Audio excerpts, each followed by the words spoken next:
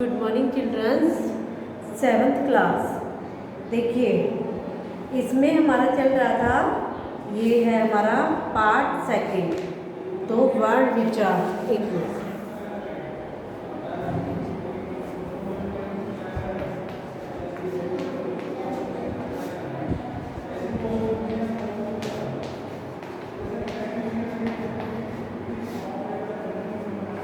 Okay, word विचार हो गया पार्ट सेकंड। इसमें पढ़ेंगे उच्चारण के आधार पर व्यंजन के भेद।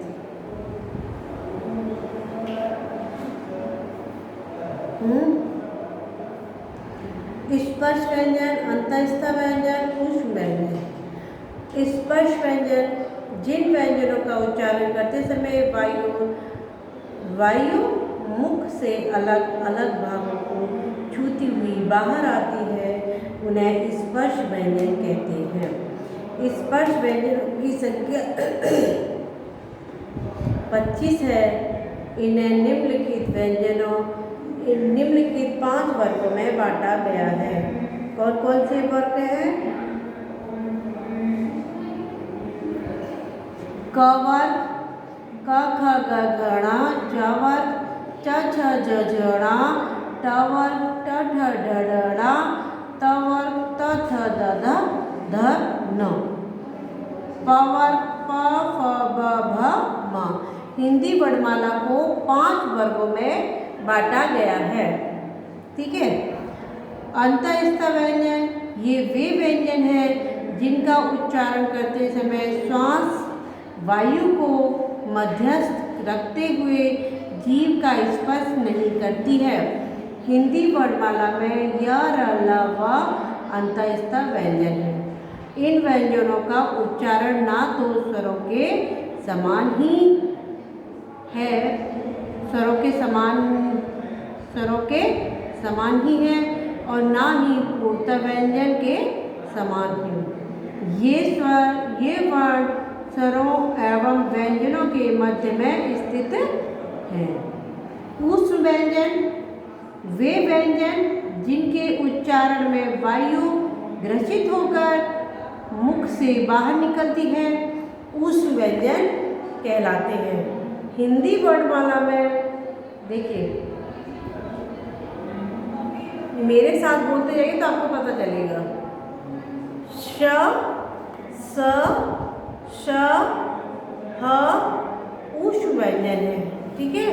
जब हम बोलेंगे तो हमें पता चलेगा किस तरीके से बोला हमने। उच्चारण में श्वास की मात्रा के आधार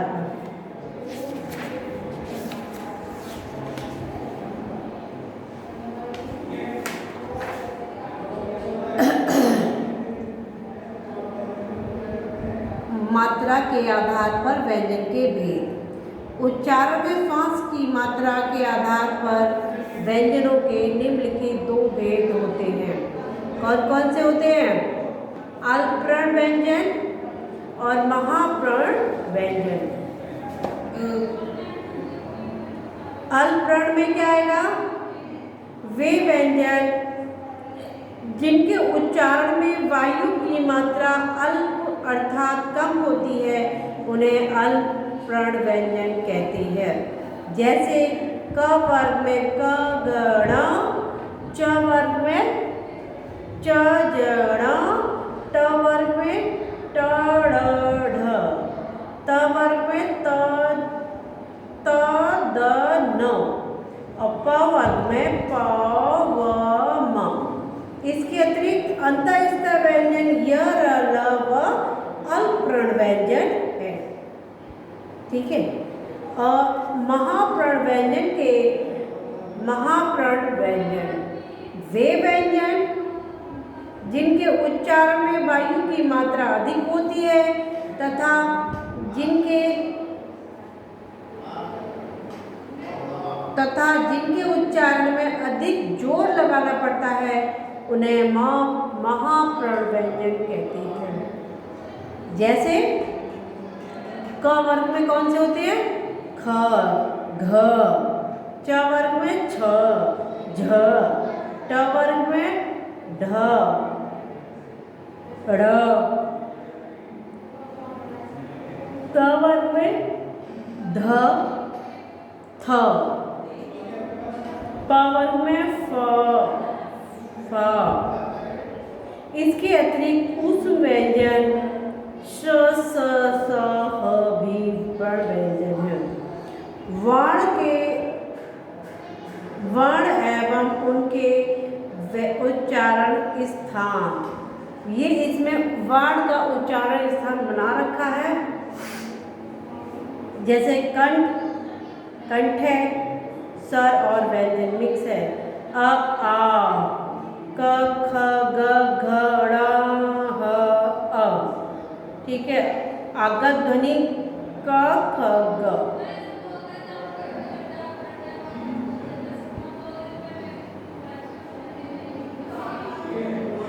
तालु यानी तालव्य। तो ये आप लोग क्या करेंगे, आप ऐसा करिएगा, अपनी कॉपी में बना लीजिएगा। ये मैं आपको दिखा देती हूँ, तो आप इसके अकॉर्डिंग पर बना लीजिएगा अपनी कॉपी में। ये वाली दे रखी है ना तालिका, क्रम संख्या, उच्चारण अवयव, नाम, स्वर, व्यंजन, आगत ध्वनि, आपको ये इसमें से कर लीजिएगा। ठीक है।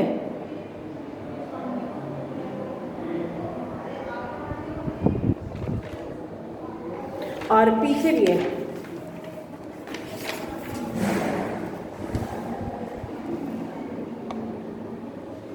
पीछे भी दे रखा है। टेरी 10 है, मुख और नाक लास्ट है, नासिका नाक, दंत ओष्ठ। इस तरीके से आप इसको कंप्लीट कर लीजिएगा। ओके। फिर अब आगे पढ़ाती हूँ अन्य वर्ण। क्या है अन्य वर्ण?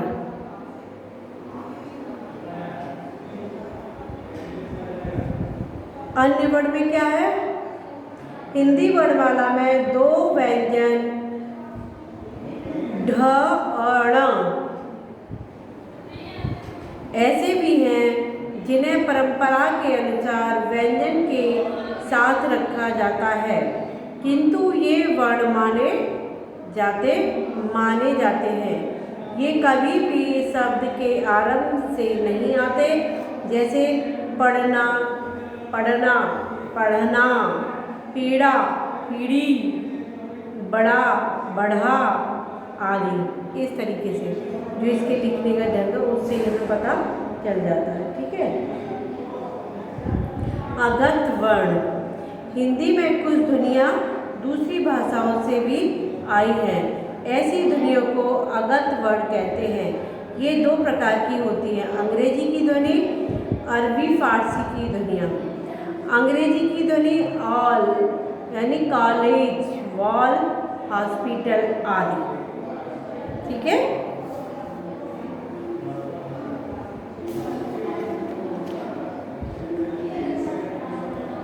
अरबी फारसी की ध्वनियाँ ज़ और फ, कागज, जिंदगी, फैसला, सफर आदि। भाषा की शुद्धता और क्षमता बढ़ाने के लिए अगत वर्णों का प्रयोग किया जाता है। कैसे किया जाता है? जैसे कि सजा, दंड और सजा, सजावट, सुंदरता। स्पष्ट करने के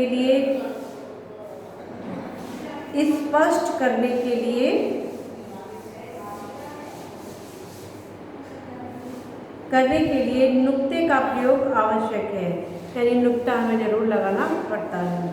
अनुनासिक, जिन स्वरों के उच्चारण में वायु मुख और नासिका दोनों से निकलती है उसे नासिका कहते हैं। इसका हिंदी में इसे चंद्र बिंदु भी कहते हैं। उदाहरण ऊंट, आँख, गाँव, मुख आदि।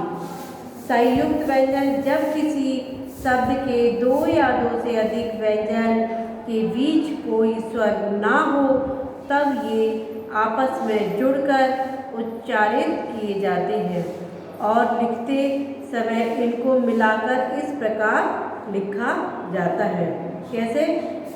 क्र प्लस छ, कक्षा, रक्षा, शिक्षा आदि। इस तरीके से त प्लस र त्र, पत्र, चित्र, मित्र आदि। ज प्लस ण ज्ञा, उदाहरण ज्ञान, विज्ञान, यज्ञ, आज्ञा आदि। श प्लस श्र श्र, श्रम, श्रवण, परिश्रम आदि। कभी कभी स्वर रहित व्यंजन एवं स्वर वाले व्यंजन भी आपस में मिल जाते हैं। ये शब्द भी संयुक्त व्यंजन ही कहलाते हैं, जैसे स्वास्थ्य, प्यार, मुक्त आदि। द्वित्व व्यंजन का अर्थ है दोहरा या दो बार। जब स्वर रहित व्यंजन अपने ही जैसे दूसरे व्यंजन से मिलता है तो उसे द्वित्व व्यंजन कहते हैं, जैसे कक्क, पक्का, मक्का, चक्की आदि। चच्च, बच्चा, सच्चा, कच्चा आदि। बब्ब, अब्बा, गुब्बारा, बब्बर आदि। मम्मो, अम्मा, चम्मच, मम्मी आदि। नन्न, अन्न, खिन्न, भिन्न आदि। इस तरीके से, ठीक है।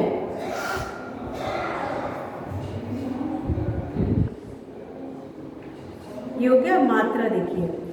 स्वर जब व्यंजनों के साथ मिलते हैं तो अपना रूप बदल लेते हैं। स्वरों के इस बदलते हुए रूप को मात्रा कहते हैं। र प्लस अ प्लस म, राम। इस शब्द के रंगीन भाग पर ध्यान दीजिए। इसमें स्वर आ का रूप बदलकर एक डंडा हो गया है, इसे ही मात्रा कहते हैं, ठीक है। स्वरों को व्यंजनों के साथ मिलाकर लिखते समय उनका बदला हुआ रूप मात्रा कहलाता है। अब ये स्वर और उनकी मात्राएं दे रखी है, आप लोग अपने घर से करिएगा, ये देख लीजिएगा। ये दे रखा है, जहाँ मैंने HW डाल रखा है, नोटबुक कर लीजिएगा इसको, ठीक है। फिर उसके बाद में देखिए विशेष क्या है। अंग की कोई मात्रा नहीं होती, किंतु सभी व्यंजन अ स्वर की सहायता से ही बोले जाते हैं। यदि व्यंजन का प्रयोग अ स्वर के बिना करना हो तो उसके नीचे एक तिरछी रेखा लगा दी जाती है, जिसे हलंत कहते हैं। अ को प्राकृतिक स्वर भी कहा जाता है, ठीक है। आइए दोहराते हैं कुछ थोड़ा सा। वर्णों के व्यवस्थित समूह को वर्णमाला कहा जाता है। वर्ण के 3 भेद होते हैं, स्वर, व्यंजन और अयोगवाह। उच्चारण के आधार पर स्वरों के 2 भेद होते हैं, हर्ष स्वर और दीर्घ स्वर। अनुस्वर और विसर्ग को अयोगवाह कहते हैं। उच्चारण के आधार पर व्यंजन 3 प्रकार के होते हैं, स्पर्श व्यंजन, अंतःस्थ व्यंजन और उष्म व्यंजन। उच्चारण में श्वास की मात्रा के आधार पर व्यंजन के 2 भेद होते हैं, अल्पप्रण व्यंजन और महाप्रण व्यंजन। अन्य वर्ण, आगत वर्ण, संयुक्त व्यंजन, द्वित्व व्यंजन भी व्यंजनों के अन्य प्रकार हैं, ठीक है। स्वर जब व्यंजन से मिलते हैं तो अपना रूप बदल लेते हैं, जिन्हें मात्रा कहते हैं। ये हमारा हो गया है कंप्लीट। अब इसके बाद में करेंगे तो हम निम्नलिखित प्रश्न उत्तर करेंगे, वो हमें शनिवार से करना है। जो हमारी अब नई नेक्स्ट क्लास आएगी उससे हम इसको कंप्लीट करेंगे। तो ये हमारा हो गया है कंप्लीट, ठीक है। और उसके बाद में देखिएगा अब हमें क्या करना है, फिर वो हम देखेंगे, ठीक। तो चलिए, okay, bye bye, take care.